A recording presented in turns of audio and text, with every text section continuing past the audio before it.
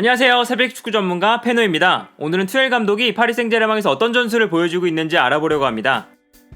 투엘이 파리 생제르맹에서 보여주고 있는 전술의 가장 큰 특징은 네이마르를 공격형 미드필더로 활용하고 있다는 것입니다. 카바니와 음바페가 최전방에 위치하고 네이마르가 그 뒤에 위치하는 형태로 공격진을 구성하고 있는데요.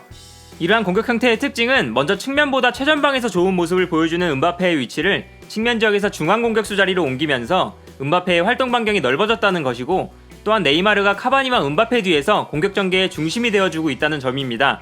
따라서 최전방에서 카바니와 음바페가 뛰어나가고 네이마르가 후방에서 볼을 배급해주는 모습을 자주 확인할 수가 있습니다. 파리 생제르맹의 경기를 보면 네이마르, 카바니, 음바페가 역삼각형 형태로 위치한 것을 볼 수가 있는데요. 이러한 전형을 살려서 공격을 진행할 때 카바니와 음바페가 전방에서 움직이고 네이마르가 후방에서 패스를 보내주는 장면이 자주 등장하게 됩니다. 이 상황 또한 네이마르가 볼을 잡을 때 전방에 카바니와 음바페가 위치하고 전방으로 뛰어들어가는 음바페의 움직임에 맞춰서 네이마르가 패스를 보내는 모습입니다. 마찬가지로 이 장면은 네이마르가 경기장 중앙에서 공격을 전개할 때 전방에서 뛰어들어가는 카바니에게 패스를 보내주는 장면인데요. 이처럼 카바니와 음바페가 최전방에서 뛰어가고 네이마르가 후방에서 패스를 보내주는 모습은 올 시즌 파리 생제르맹의 경기에서 자주 볼 수 있는 장면입니다. 또한 네이마르가 카바니와 음바페 뒤에 위치하면서 카바니와 음바페가 전방에서 상대 수비와 경합하고 네이마르는 그 틈에 후방에서 페널티 박스 안으로 뛰어들어가는 장면도 계속해서 나타나고 있는데요. 이렇게 네이마르가 카바니와 음바페 뒤에 위치하다가 페널티 박스 안으로 침투하면서 득점을 만들어내는 모습은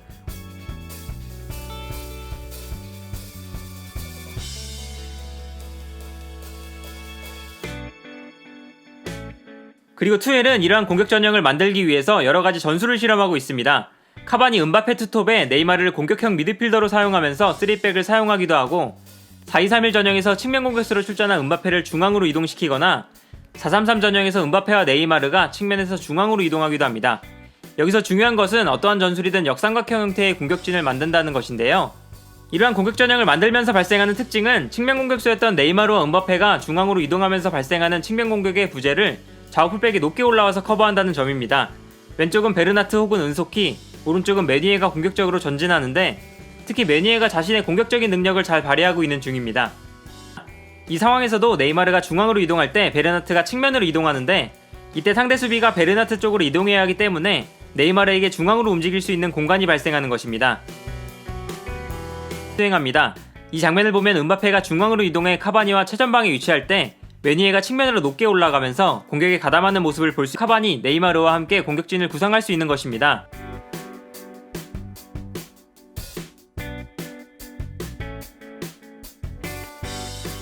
그리고 메니에는 자신의 공격적인 능력을 살려서 측면에서 공격 포인트까지 기록하고 있습니다. 이 장면을 보면 공격수들이 중앙에서 위치할 때 메니에가 높게 전진하면서 득점을 기록하는 모습입니다.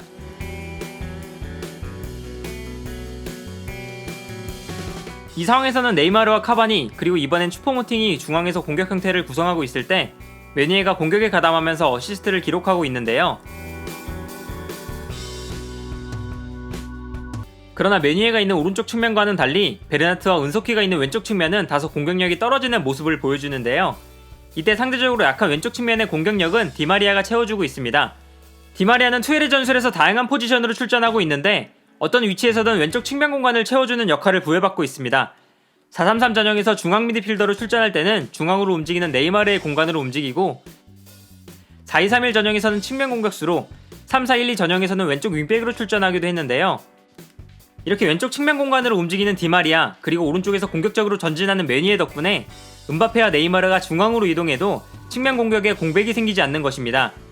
그리고 이러한 공격 전형이 만들어졌을 때 공격형 미드필더 지역에 위치한 네이마르가 공격을 전개할 수 있는 선택지가 굉장히 다양해지게 됩니다.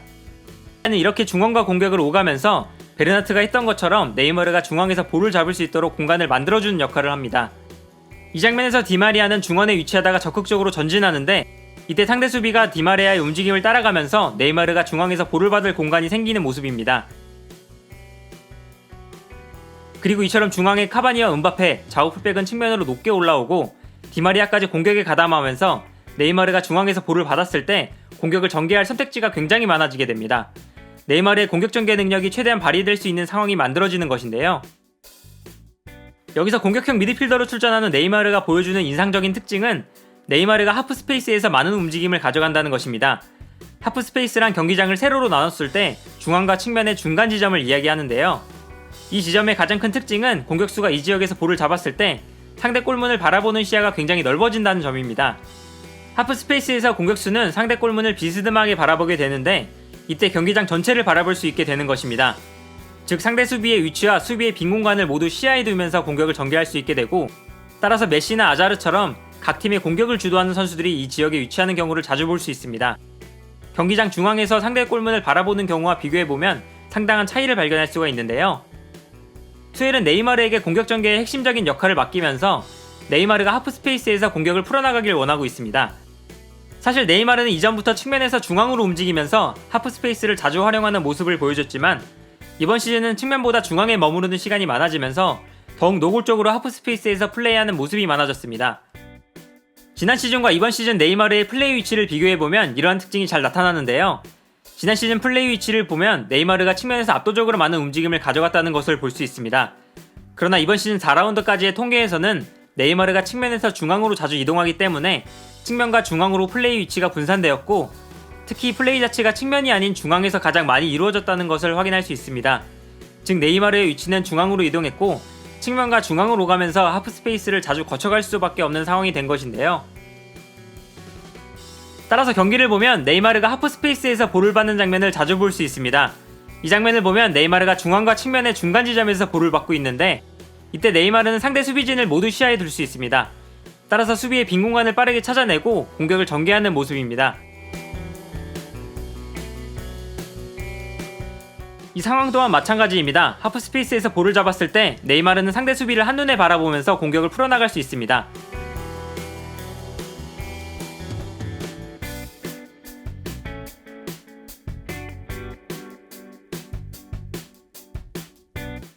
그러나 네이마르의 위치가 중앙으로 이동하면서 발생하는 문제는 중앙 구성에 네이마르를 포함시키게 되면서 파리 생제르맹의 중앙 경쟁력이 약해졌다는 것입니다. 파리 생제르맹은 기존의 3명의 미드필더를 역삼각형 형태로 활용했는데 공격수에 가까운 네이마르를 공격형 미드필더로 기용하기 시작하면서 중원 숫자가 줄어들게 된 것인데요. 4-3-3 형태로 나올 때도 사실상 네이마르가 중앙으로 디마리아가 측면으로 이동하는 경우가 많았기 때문에 실질적으로 중원에는 2명의 미드필더만 남게 되는 경우가 많았습니다. 더군다나 여기서 파리 생제르맹의 문제는 기본적으로 중원 숫자가 줄어들기도 했지만 수비 라인을 보호해줄 수 있는 미드필더 자원이 부족하다는 것입니다. 티아고 모타의 은퇴 이후 대체자 영입에 실패하면서 수비적인 미드필더가 부족한 모습인데요. 주전 미드필더 라인인 베라티와 라비오는 수비를 보호하는 데 장점이 있는 선수들이 아니고 유일한 수비형 미드필더인 라사나 디아라 또한 시즌 초반 부상 이후 경기에 소집되고 있지 못하면서 파리 생제르맹의 중원은 수비 상황에서 굉장히 불안한 모습을 보여주고 있습니다. 따라서 투엘 감독은 임시 방편으로 마르키뉴스를 미드필더로 활용하기도 하고 있지만 큰 성과는 보여주지 못하면서 이번 시즌 내내 중원의 수비적인 문제를 드러내는 중입니다.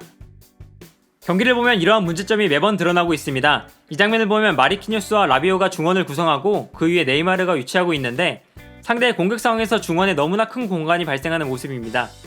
결국 중원이 너무나 쉽게 무너지면서 실점 위기를 맞게 되는데요.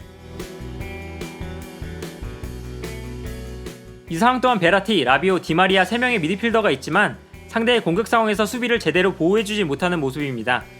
이처럼 중원의 수비 문제는 거의 매 경기마다 등장하면서 올 시즌 파리 생제르맹의 가장 큰 문제점이 되고 있습니다. 정리하자면 투엘 감독은 네이마르를 공격형 미드필더로 사용하면서 파리 생제르맹을 변화시키고 있습니다.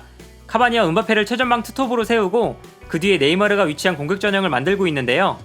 이러한 공격 형태를 만들기 위해서 좌우 풀백과 디마리아가 측면으로 열심히 움직여주고 있고 네이마르가 그 중심에서 공격 전개의 핵심적인 역할을 맡고 있습니다. 그리고 이러한 공격 전형에서 네이마르가 하프스페이스를 자주 활용하면서 공격을 전개하는 모습을 보여주고 있는 것도 확인할 수 있었습니다. 그러나 네이마르를 공격형 미드필더로 사용하면서 중원의 경쟁력이 줄어들고 특히 수비적인 미드필더 자원이 부족한 것이 파리 생제르맹의 가장 큰 문제점인데요. 결국 파리 생제르맹은 올 시즌도 리그에서는 압도적인 성적을 기록하고 있지만 챔피언스 리그에서 어떠한 결과물을 만들어낼 수 있을지가 가장 중요하고 투엘 감독의 성공 또한 챔피언스 리그의 결과에 따라 판단되어지지 않을까 합니다. 과연 투엘의 전술 변화가 파리 생제르맹을 성공으로 이끌 수 있을지 이번 시즌 파리 생제르맹을 지켜보는 관전 포인트가 아닐까 하네요. 오늘 전술 분석은 여기까지고요. 시청해주셔서 감사합니다.